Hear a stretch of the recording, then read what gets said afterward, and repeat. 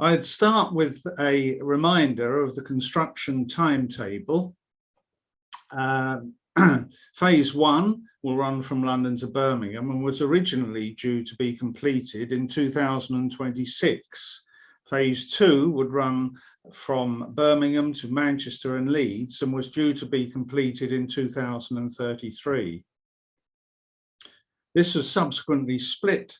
Phase 2 will run from the West Midlands and then on to Crewe, and Phase 2B extends the route to Manchester and Leeds.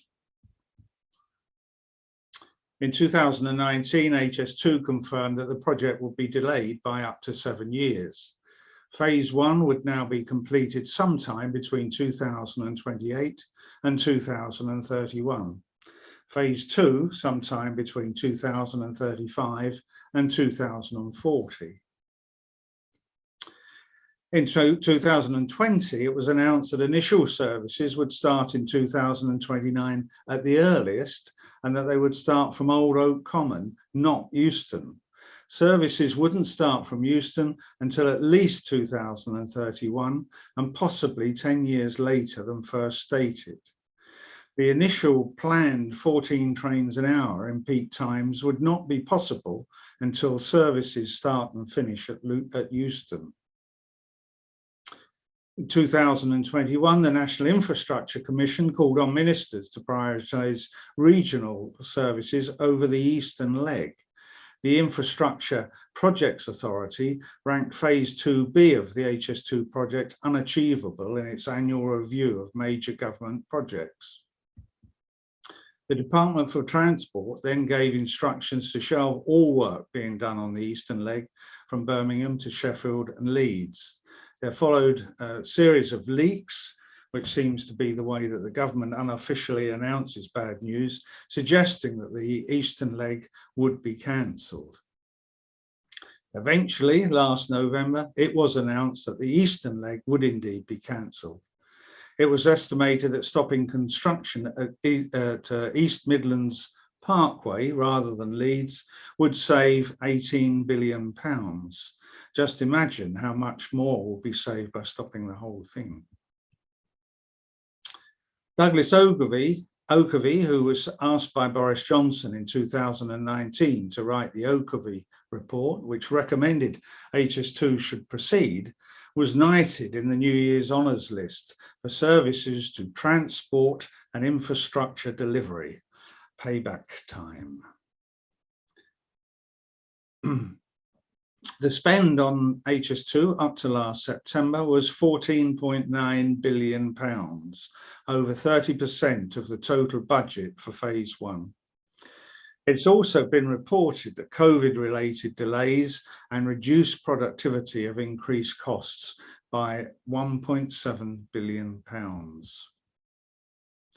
Builders have accused HS2 of swallowing up vast amounts of concrete. HS2 expected to use as much as 20 million tonnes, almost the same amount as Britain produces in an entire year. Trains will eventually leave a massively redeveloped Euston station in a tunnel. Design fees for this is so far are well over £100 million. Last autumn, it was finally announced that there will only be 10 platforms instead of the planned 11. Each will be a quarter of a mile long.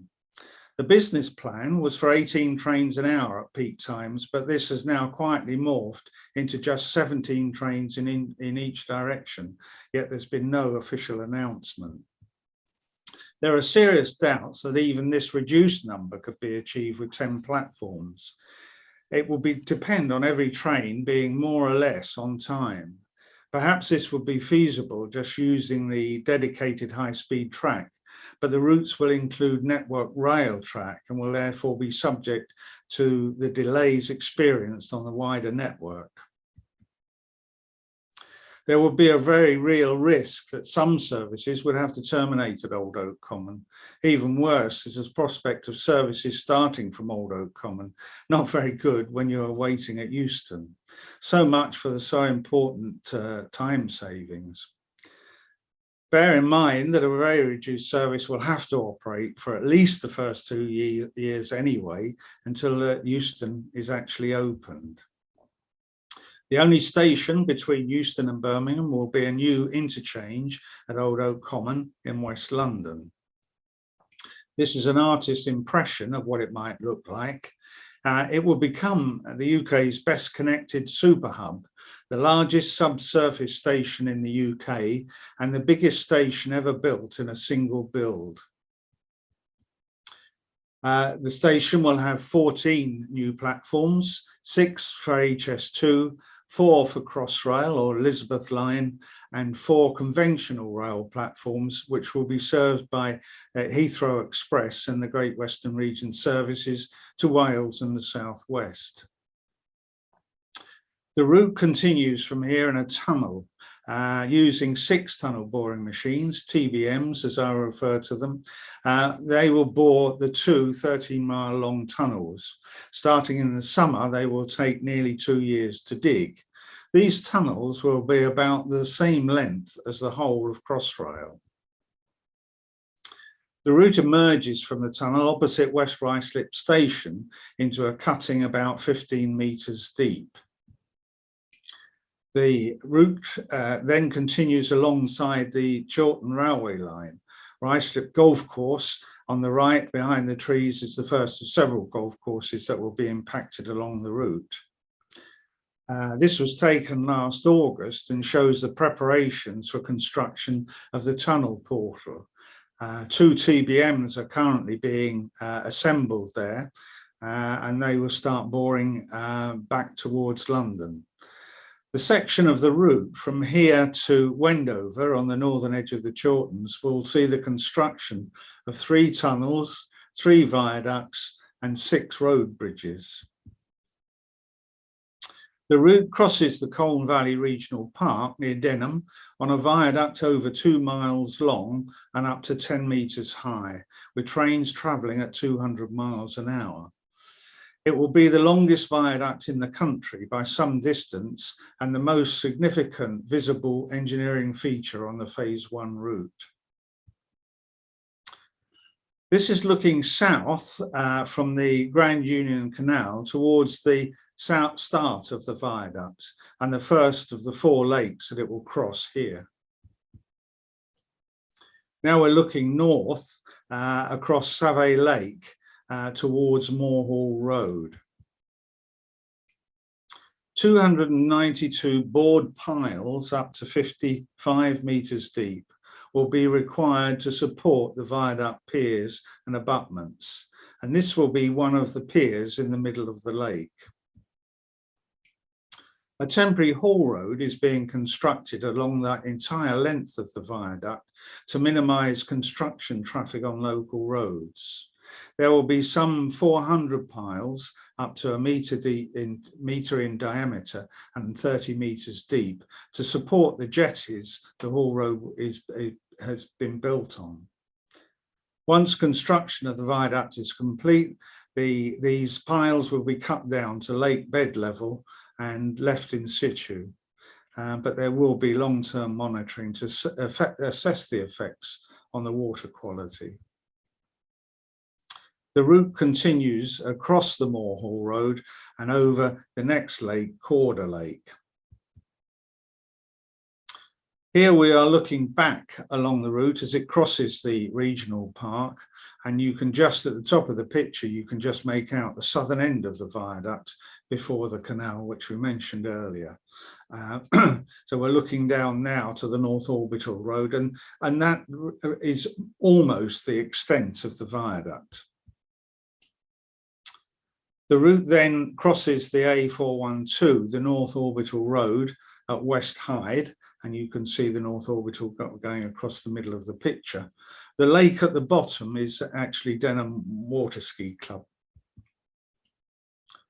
Now we're looking north from continuing on from the North Orbital Road, and this is the continuation of the Hall Road after it crosses the road. The last of the 56 piers is on the right, and beyond is the start of the West Hyde embankment. Some of the material used in its construction is the treated slurry that's being excavated from the Chiltern Tunnel. This is the 55th of the 56 piers that will support the viaduct. It seems strange because we want to call them the first and second piers, but of course they're numbered from the south. So this is pier number 55, and it gives you an idea of the scale of these piers. Each is about 6 meters high and weighs 370 tons. It's an awful lot of concrete and an awful lot of steel reinforcement. And that's the base ready for the construction of the pier itself. Work on adding the deck will start in March. The sections of the deck will be made at the main construction site at the tunnel portal, and using a huge launching girder, the deck will be formed from north to south. The viaduct is actually due to be completed by the summer of 2024. Old Shire Lane is an ancient footpath that is now closed. So this is looking north towards the West Hyde embankment, and that is as it is now. This footpath, well-used footpath, will eventually pass under the viaduct. The route leaves the viaduct onto the West Hyde embankment and then into the Tilehouse Lane cutting. This shows the realigned lane crossing over the Tilehouse Lane overbridge. So we're looking south back along the route here. The bridge is complete, but Tilehouse Lane remains closed. This is the Chiltern Tunnel South Portal construction compound and covers about 136 acres. Apart from extensive office accommodation, there are a number of factories and a lot of storage facilities, as well as a visitors centre, which I assume is still closed because of the pandemic, unfortunately. The first building is the viaduct segment precast factory. Then the tunnel lining segment precast factory, and you can just see the tunnel lining segments being stored outside halfway up the left-hand side of the picture. The batching plant here produces all the concrete used on site, as well as for all the tunnel vent shafts. The far building is the slurry treatment plant. 3 million cubic meters of spoil will be removed from the tunnel and treated here before being used for local landscaping. It is now the second largest facility in the world. It was the first but it's now behind one in Hong Kong. It is, however, the largest filter press in the world, where the water is removed by squeezing the slurry at a pressure of over 200 pounds per square inch. 13 tons can be processed here every 25 minutes. The TBMs are now about 3 miles into the tunnel and are due to reach the Chalfont St Peter vent shaft at the end of this month or early next month. Tunnels will be lined with concrete as they go, 7 segments in each section, each weighing up to 8 tons. This shows the robotic arm putting a segment into place. As I've said, the segments, 196 segments a day will be produced on site, where they are stored for 28 days to cure. They are not all identical, and each has an identifying barcode. Quite a complicated process to make sure that the right segments are delivered at the right time, eventually some miles up the tunnel. This is one of the double-ended vehicles used to transport the tunnel segments up the tunnel to the TBMs. They have a cab at each end, so the driver can just walk round to the other end and drive back again. All the HGVs arriving at this compound now use the temporary slip roads off the M25. The route then enters the 10.6 mile long Chiltern Tunnel, passing under the M25. There will be cross passages between the two tunnels every 320 metres, 40 of them in total. Altogether, HS2 will dig 64 miles of tunnel between London and the West Midlands, but this will be the longest and the deepest. Trains will only take 90 seconds to travel from the London Tunnel at West Ruislip before they enter the Chiltern Tunnel. This crosses now indicate the section that we're looking at here. So from the South Tunnel portal alongside the M25 all the way to just beyond Wendover. This shows the 4 tunnel ventilation shafts across the Chilterns. There will also be an intervention shaft near the North Tunnel portal at South Heath. These would also be used for emergency access during operation of the railway. Tunnels will be up to 90 metres deep, and the deepest one is just beyond Gore Hill, just before the Amersham vent shaft. The A413, which we will talk about, is the main road passing the Chalfonts and Amersham, and then on to Great Missenden and Wendover. The first of the vent shaft is in Chesham Lane, Chalfont St Peter. This shows how all the vent shafts will be constructed using what is known as a D-wall method. Basically, a cylindrical hole is cut, then filled with concrete, creating the diaphragm wall, the D-wall.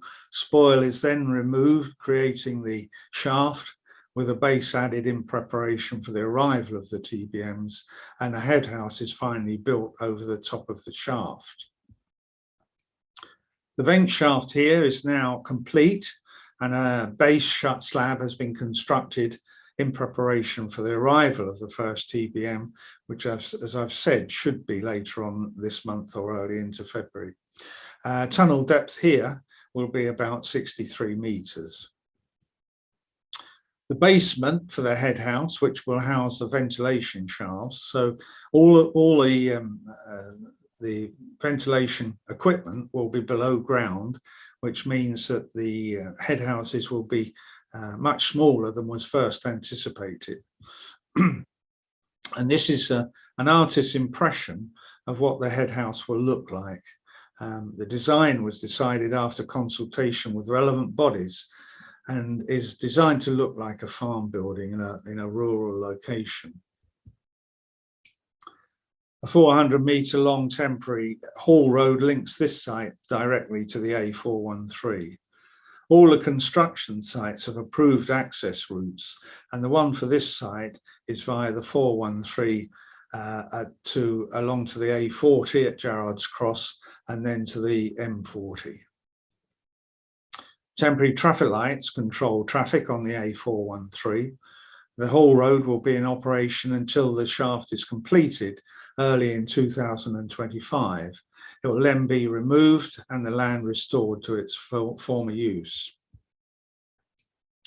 The Chalfonts and Giles vent shaft is situated at the top of Bottomhouse Farm Lane. So here we are looking north and Amersham is just at the top of the picture. Excavation of the shaft here is complete and the base shaft of the slab is being formed. The basement, as I've said, that will house the fans is also being constructed. TBMs are due to arrive August or September this year. The tunnel depth here is 32 metres and the site will also house an auto transformer station. And work is due to finish here in January 2025. Access to the shaft is via a temporary haul road linking it to the A413. This will be removed once construction of the vent shaft is complete. The approved access route for this site is the same as for the Chalfont St Peter shaft. All the HGVs leaving the site have to turn right. The entrance to Bottomhouse Farm Lane is stopped up and there is a link to the haul road to provide access. The entrance will be reinstated, but it's not quite clear how this will be done. This is how it was, and it's just too steep to reinstate. The lane was closed to all traffic for much of last year. Frustratingly, this included all pedestrians and cyclists. A large drain was installed alongside the length of the lane. The lane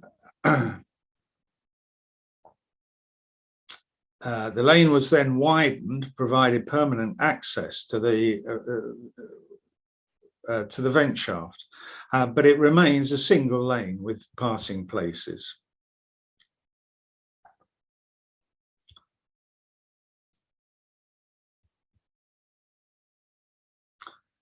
Half a mile of hedging that was destroyed is now being replanted.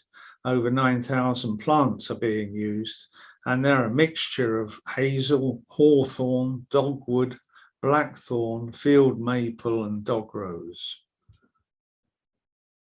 The lane remains closed as a through route, and there are serious concerns that if it reopens, it could well be used as a rat run. And it's a tiny little single lane track at the top of the lane. The Amersham vent shaft is situated in Woodland Lane, west of the Amersham Hospital. Here we are looking west. The A404 goes to High Wycombe, and the A413 turns right towards Great Missenden. Chiltern's crematorium is just at the top of the picture. It's actually Britain's busiest, with some 4,000 funerals a year. This was taken last July during construction of the D wall. The tunnel depth here will be 40 metres. All the vent shafts will have a permanent area of hard standing for emergency and service vehicles. Here you can see the offices and car park on the other side of Woodland Lane. These will always be, this is all due to be removed once construction is completed. But it may well be that this car park will be retained and used by Amersham Hospital, but we'll wait and see. This is what the diaphragm wall cutter looks like. So this is the piece of equipment that cuts these cylindrical holes. And here it is in operation. The TBMs should reach here December, the end of this year, December this year, and the vent shaft is due to be completed by April 2025. A bentonite slurry is used to lubricate the drill and to stabilise the cutting. Each panel is then filled with concrete in a continuous process. Concrete for all the shafts, as I've said, comes from the batching plant at the South Tunnel portal. All HGVs are supposed to follow an approved route, but sadly many don't stick to it, and this is a bone of contention and will continue so. Once used, the slurry passes through the treatment plant, shown here in the middle of the picture. It's then removed to the South Tunnel compound for further treatment. All vehicles have their wheels washed before leaving the site, as they do with all of the sites. And continuous dust suppression goes on in dry weather. Once the V-walling was complete, the associated plant was removed in preparation for the next stage. This involves the insertion of grouting into a ring of piles drilled around the shaft. Piling for the headhouse basement also got underway at the same time. And as I've said, this will eventually house the fans used to ventilate the shaft. At this stage, working hours were extended from 7 from 7 AM to 10 PM, Monday to Friday. Lighting at the site, however, was switched off from midnight to 6 AM. 2 generators will always be in operation 24/7, but these are screened to prevent any noise impact that they may have on local residents. As with most sites, air quality and noise levels are constantly monitored. The site is currently dominated by the huge auger that you can see in the middle of the picture. You probably noticed it. Well, you can't help noticing it if you've driven past it. The hoardings surrounding the site have been decorated with murals depicting the history of Amersham. They now extend alongside the A404 as well. HS2 have been consulting on the head house design here. Their proposal is for a circular single-storey building surrounded by a spiral weather-sealed wall with aluminium fans on the top. Their head house is due to be constructed sometime between April 24 and April 25. The plans are not popular, to say the least. We still await the final design. The signs are not good, however. HS2 have obviously spent a lot of money on this hideous design, and they seem determined that it's going to be used somewhere or another. The tunnel passes between Chardelot's house and Chardelot's lake, and then under the Misbourne for the second time. The fourth vent shaft is alongside the A413 Little Missenden. Tunnel depth here is 31 metres, and the site will also house an auto transformer station. This is looking west across the site, and you can see the river Misbourne at the top of the picture. Various serious concerns about the future of the Misbourne, and there are really real fears that it could disappear forever. The approved access route for all of the sites from Amersham to Stoke Mandeville is via the A413 to the A355 at Gore Hill, up Gore Hill to Beaconsfield, and then to the M40. Access to this site here is via a newly constructed right-hand turn across the dual carriageway.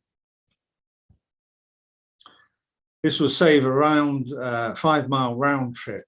So far they've been going all the way up to the Fifth Hill roundabout at Great Missenden. And I can't imagine how vehicles like this manage to negotiate that small roundabout. The turning is controlled by traffic lights, and all of this will be removed and the central reservation reinstated once construction of the vent shaft is complete. Hopefully the daffodils will be replaced. This shows construction of the diaphragm wall here. Same thing as at the other shafts. This is the bentonite being used.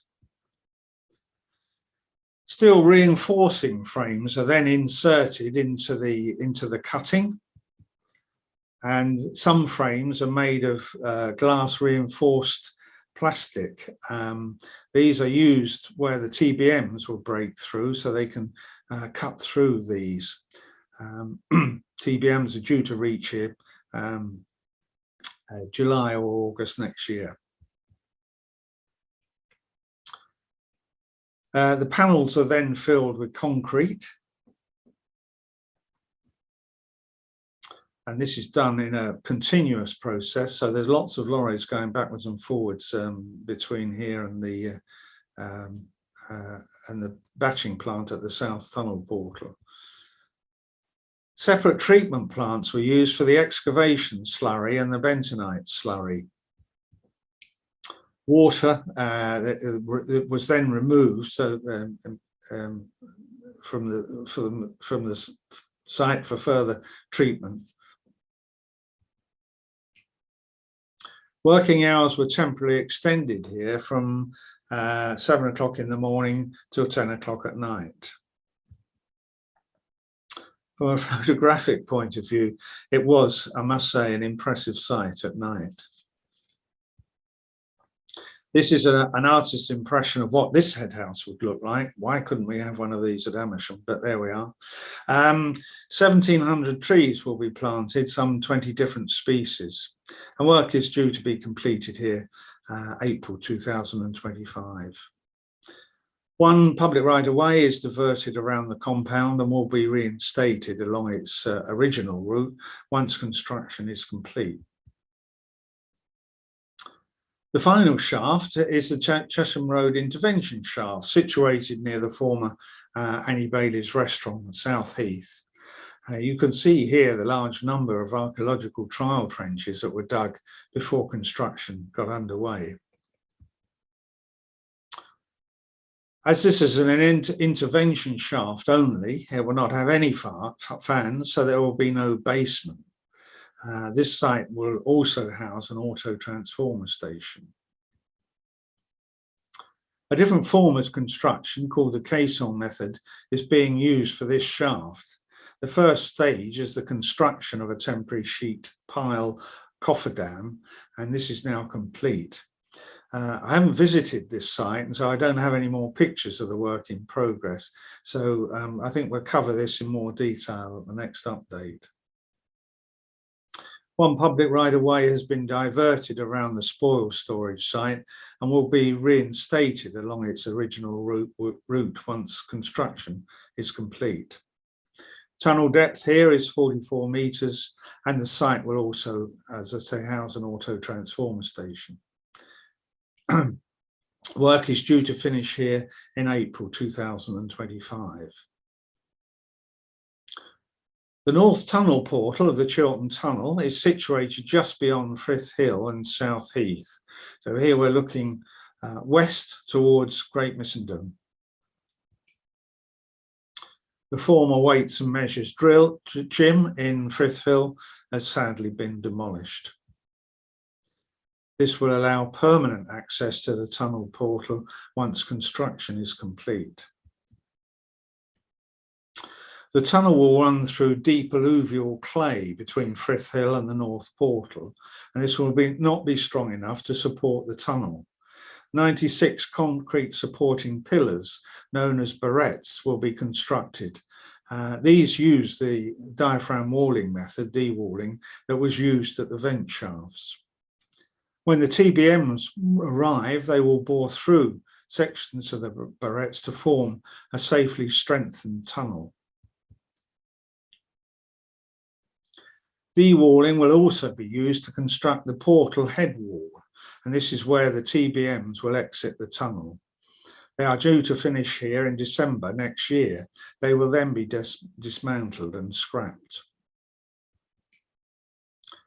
After exiting the tunnel, the route enters the South Heath cutting, which will be up to 16 metres deep. Popular footpath GMI 13 ran across the top of this picture. It is one of a number of paths temporarily closed. It will eventually be rerouted over the tunnel portal. A line have been the contractors all the way from the Colne Valley Viaduct, but they finish at their contract finishes at the North Portal. EKFB are the contractors from here onwards. This is the section where the barrettes will be constructed. The contractors are seeking to extend working hours from 7 AM to 10 PM. And this shows the tunnel portal and the start of the South Heath cutting. And we're looking sort of east towards Potter Row. Frith Hill is running up the bottom of the picture. The route continues in a cutting under a series of bridges. These are all over bridges, meaning that they cross over the railway. And this is the next section from the tunnel portal to Wendover Green Viaduct. All of the compounds from here to Rocky Lane will be accessed via the temporary haul road running up from the A413 at the Link Road roundabout, which you can just see at the top of the picture. Another haul road is being constructed alongside the route. It does means an awful lot more devastation, but removes the traffic from local roads.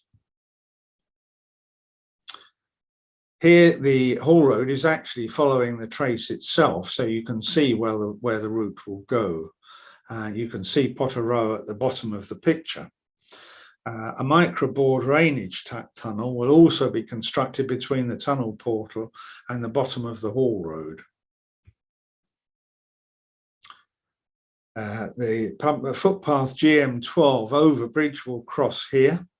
Mulberry Park Hill has sadly been demolished, as you can see.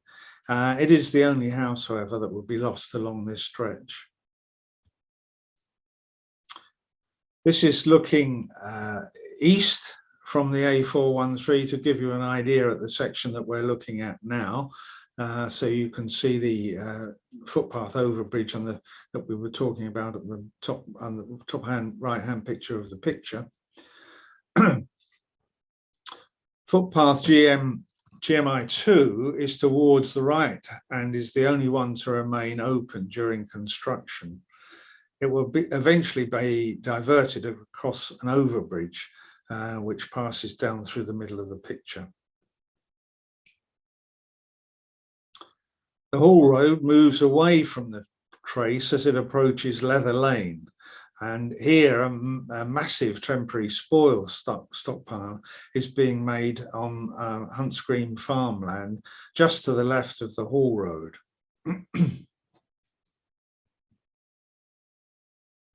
All stockpiles will be compacted to avoid any topsoil becoming loose, and they will then be seeded, irrigated and maintained to form a vegetation layer that will help to suppress noise.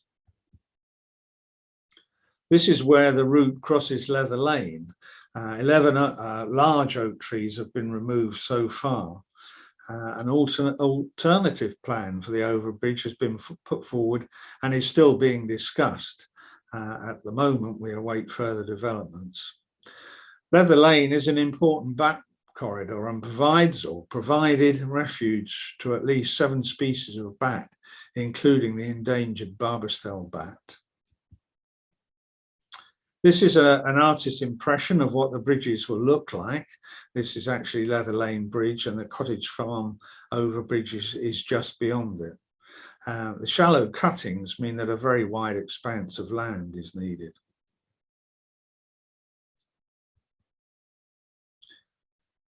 This is looking north, so from Leather Lane, which is running across the bottom of the picture, we're now looking north towards the Wendover Dean. You can see the Iron Age earthworks of Grim's Ditch in the middle of the picture. Now we're looking east towards King's Lane, and as you can see, sadly, a large section of Grim's Ditch has been destroyed. Cottage Farm crosses over the route here. Cottage Farm overbridge crosses over the route here. Footpath TLE2 to the left-hand side of the picture is now closed, and that will eventually cross the route on its own overbridge. And then the road right over to the left is Bowood Lane. And this indeed is Bowood Lane, and which will be closed for 18 months for the construction of an overbridge. Jones Hill Wood, which you can see is an ancient woodland, meaning it is over 400 years old. As you can see, a large section has been destroyed to make way for HS2. This is just the Hall Road crossing here. The route will pass to the west, where the big trees are. Sadly, their days are numbered. Footpath TLE3 runs alongside the lane, and it will remain open during construction. It serves as a diversion route for a number of other footpaths that are closed until construction is completed, including the popular Chiltern Way. And where hopefully we're going to meet with the contractors, because we don't agree with the way they want to put the detour to the north of Bowood Lane, which we don't think is a good idea, but hopefully we can persuade them. We've been working with the contractors to ensure that these diversions, all of these diversions, are properly signposted. The hope is that if they're branded Chiltern Way, they will remain in place and not be vandalised, as has been the case when they're branded by the contractors. This shows the extent of Wendover Dean Viaduct. Piling is now underway on the edge of Jones Hill Wood, where the viaduct starts. Durham Farm in the middle has now been demolished, apart from a couple of barns. This is looking south, directly under the viaduct route towards Durham Farm and Jones Hill Wood before the tree felling took place, and Durham Farm as it was.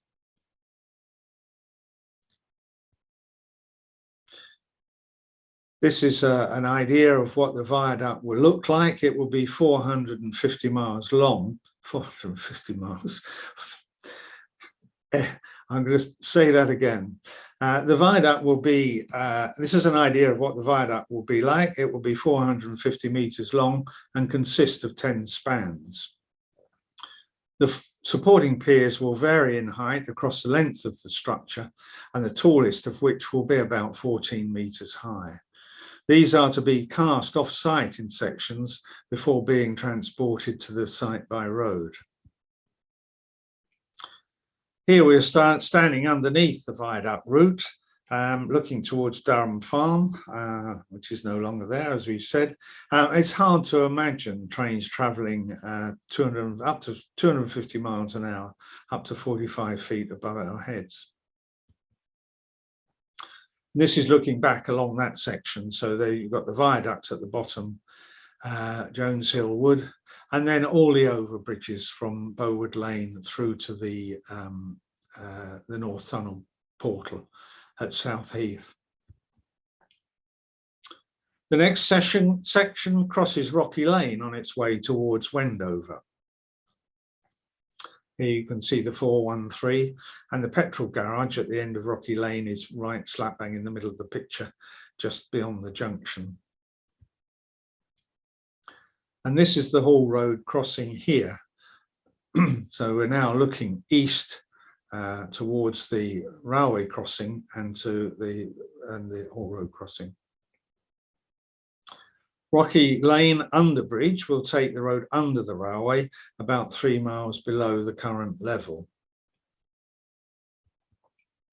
Offline construction means that the lane will remain open while the underbridge is constructed just to the north.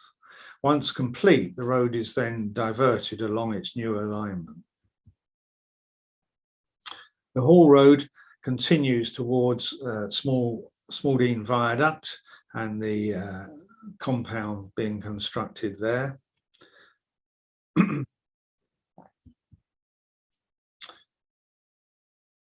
The Smaldene Viaduct will take the route over the 413 here. Viaduct will also cross the Chiltern Railway Line and Smaldene Lane. This is the Viaduct Launch Satellite Compound just to the east of the 413. There are going to be CCTV drainage surveys going to be carried out here soon from the 26th of January to 1st of February. So if you're travelling along that section of the road, you'll come across it. Traffic management and lane closures will be in place. The demolition of Road Barn Farm was delayed by the discovery of long-eared bats. But alas, that has now gone. As has Wendover Active Resistance Camp, the so-called war camp, which was situated in the trees on the right. It's now been cleared, as of course of the trees. So we'll be under the middle of the viaduct here. Sheep piles have now been installed along the Chiltern Railway Line, adjacent to the line to protect it during construction of the viaduct. This is the only construction compound in the Chilterns that will provide overnight accommodation for between 170 and 240 people, and it will be in place for about 4 years. You can see the footbridge that crossed over the line here, just as the line disappears around the corner. This has now been demolished. This was all done over Christmas. They worked around the clock right over Christmas, putting the piling in and removing that footbridge. Again, this is an artist's impression of what the viaduct might look like.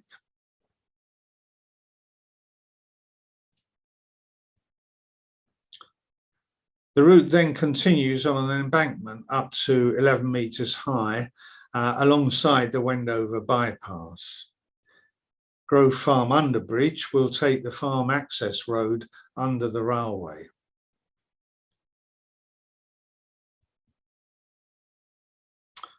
The route then enters the cut and cover Wendover Green tunnel alongside Backham Lane. Backham Lane will be closed for 2 years and a temporary link road will connect it to Earlsborough Road. This shows the extent of the tunnel, which will be about 3/4 of a mile long. It's built by excavating a cutting in the ground, forming a tunnel box from precast concrete segments, and then covering it over with landscaping. Designed as a double arch, the tunnel will have 2 separate halves for southbound and northbound trains. 5 different concrete precast segments will be slotted together to achieve the double arch. Each one will be steel reinforced, with the largest weighing up to 43 tonnes. Over 2,500 segments will be used. The segments are being made in Ilkeston, Derbyshire, and transported all the way by road. Each round trip will be over 200 miles, yet for some reason HS2 describes these as green tunnels. The tunnel will also have specially designed porous portals at both ends to reduce the noise of the trains as they exit. 6 houses will be demolished in Earlsborough Road, looking west. This is looking west across the tunnel, so it's 6 houses up from this first house. Demolition was due to start last October, but it was delayed because they forgot to remove the roof tiles, meaning that bats could be nesting. Demolition is now due to start in March. Earlsborough Road will be diverted behind the remaining houses for 2 years before being reinstated over the Green Tunnel. 7 public rights of way will also be diverted here, including the ancient Ridgeway. We're assured that will run round a pavement alongside this diversion. Wendover Cricket Club sadly has now played their last game here. They will relocate to Horton, but as always seems to be the case with HS2, it's not proving quite as straightforward as hoped. The tunnel portal, the North Tunnel portal, will be where Folly Bridge crosses the Wendover bypass. That's the last of the bridges you go under as you go along the bypass past Wendover. Footpaths will remain open during construction, apart from some short-term closures, but they will be diverted.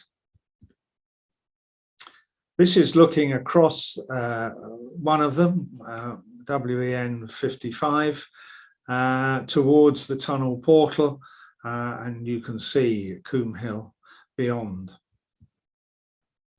And then this is looking the other way, back across the tunnel portal.